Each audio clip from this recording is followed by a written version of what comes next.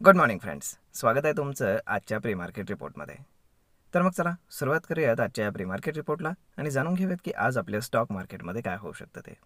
त्याआधी तुम्ही जर चॅनलवर नवीन असाल तर चॅनलला सबस्क्राईब करायला विसरू नका आणि डिस्क्रिप्शनमध्ये लिंक आहे त्यावरती क्लिक करून आपले डीमॅट अकाउंट देखील ओपन करायला विसरू नका. तर मग चला सुरुवात करूयात आजच्या या व्हिडिओला. मित्रांनो, सगळ्यात आधी जाणून घेऊयात की काल रात्री US मार्केटमध्ये काय झाले. तर बेसिकली काल रात्री US मार्केटमध्ये थोडंसं आपण काय म्हणू शकतो की एक चांगल्यापैकी प्रॉफिट बुकिंग झालेलं आहे. ऑलमोस्ट 2.5-3% आसपास तिथले इंडेक्सेस डाऊन आहेत.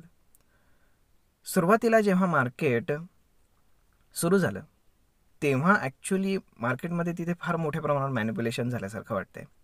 कारण तिथं मार्केट सुरू होण्याच्या आधीच ट्रम्पने अनाऊन्स केलं होतं की चायनावरती आपण 100% टॅरिफ अजून एक्स्ट्रा इम्पोज करतोय. Okay, which is a bad news. परंतु तिथले जे फ्युचर्स आहेत ते ॲक्च्युअल शॉर्टअप झाले होते.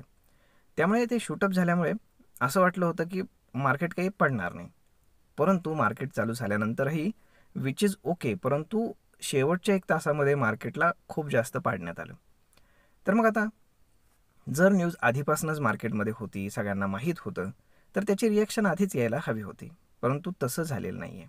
ओके, तर मग आता हे टॅरिफ वॉर जे आहे हे कधी एक्स्कलेट होऊ शकतं हे लक्षात ठेवा. परंतु जर आपण एशियन मार्केट्स आणि इंडियन मार्केट जर पाहिलं तर यामध्ये आपल्याला असं दिसून येतं की हे मार्केट्स आता ट्रम्पला जास्त सिरियसली घेत नाही आहेत. त्याचं कारण असं की जर आता आपण US जे फ्युचर्स आहेत ते जर पाहिले तर थोडेसे रिकवर होत आहेत, परंतु काल त्यांचं ऑलरेडी मार्केट खूप पडलेलं आहे. परंतु जे काही एशियन आणि युरोपियन मार्केट्स आहेत तर ते बऱ्यापैकी ओके आहेत. ओके, त्यानंतर आपण जर आपला FIS-DIAचा कालचा डेटा जर पाहिला तर FIS पुन्हा एकदा बायर्स होते 3,000 कोटींच्या आसपास आणि 2,000 कोटींच्या आसपास डोमेस्टिक इन्स्टिट्यूशन्सनं प्रॉफिट बुकिंग केलेलं आहे.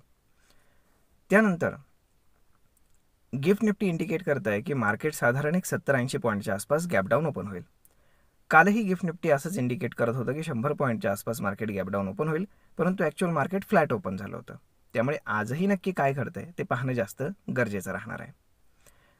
त्यामुळे आणि बेसिकली त्याच्यामध्ये आज एकतर आहे निफ्टीची एक्सपायरी आणि सगळ्यात महत्त्वाची गोष्ट म्हणजे उद्या सुट्टी आहे मार्केटला. त्यानंतर शनिवार रविवार आहे, म्हणजे आपण ओपन होणार डायरेक्ट सोमवारी. आणि याच्यामध्ये इन बिटवीन खूप मोठे रिझल्ट्स येणार आहेत. HDFC बँक, ICICI बँक आणि इन्फोसिस या तीनही कंपन्यांचं जर आपण निफ्टीमधलं वेटेज पाहिलं आणि बँक निफ्टीमधलं जर वेटेज पाहिलं तर निफ्टीमध्ये ऑलमोस्ट यांचं 20%च्या आसपास वेटेज आहे ह्या तीनही कंपन्यांचं. त्यामुळे जर ह्या तीनही कंपन्यांचे रिझल्ट चांगले आले तर सोमवारी आपल्याला एक डिसंट गॅपअप पाहायला मिळू शकतो, किंवा मग जर खराब आले तर मग आपल्याला एक डिसंट गॅपडाऊनसुद्धा पाहायला मिळू शकतो.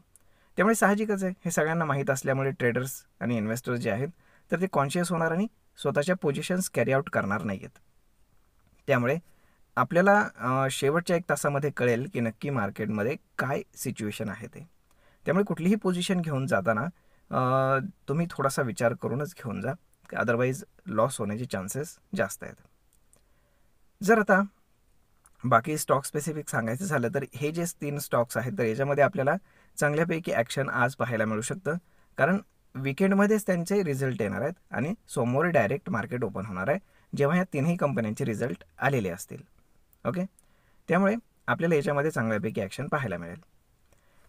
आता बाकी जर आपण पाहिलं तर बँक निफ्टी ही ऑल टाईम हायपासून फक्त 2% दूर आहे, परंतु निफ्टी मात्र बऱ्यापैकी दूर आहे. म्हणजेच निफ्टी बँक निफ्टीला अंडर परफॉर्म करत आहे. म्हणजेच काय की थोड्या दिवसानं जर सेक्टर रोटेशन झालं तर बँक निफ्टी म्हणजे थोडक्यात बँकिंग स्टॉक्सपेक्षा दुसऱ्या एखाद्या सेक्टरला जास्त प्रेफरन्स दिलं जाऊ शकतं. मे बी ऑटो असेल, एनर्जी असेल, किंवा मग हेल्थकेअर असेल, असे भरपूर सारे सेक्टर्स आहेत. त्यामुळे पाहणं जास्त गरजेचं आहे की येणाऱ्या काही दिवसांमध्ये काय होणार आहे ते. परंतु आपण जर व्यवस्थित पाहिलं तर आज निफ्टीची एक्सपायरी असल्यामुळे मोस्टली मार्केटला स्टेबलाइज ठेवण्याचं काम केलं जाऊ शकतं. कारण इंडिया विक्स जो वाढलेला होता तर तो आता बऱ्यापैकी कमी झाला आहे. त्यामुळे अशी शक्यता फार आहे की आज मार्केट खूप जास्त रेंजमध्ये ठेवण्याचा प्रयत्न केला जाईल, परंतु स्टॉक स्पेसिफिक ॲक्शन मात्र चालू राहील. त्यामुळे पाहावं लागेल काय होतं ते. तर मग मित्रांनो, आय होप तुम्हाला हा व्हिडिओ, ही माहिती नक्कीच ट्रेड आणि इन्व्हेस्टमेंट करण्यासाठी उपयोगी पडत असेल. आणि हो, सगळ्यात महत्त्वाची गोष्ट म्हणजे जर ओपन इंटरेस्टच्या हिशोबाने जर कॅल्क्युलेशन केलं तर 23,100 हा सपोर्ट निघतो आहे आणि 23,500 हा रेजिस्टन्स येतो आहे. जर 23,500 क्रॉस झाला तर 23,864 हा आपल्याला एक मेजर रेजिस्टन्स म्हणून काम करताना दिसेल की जो एवढ्या इझिली ब्रेक होणार नाही.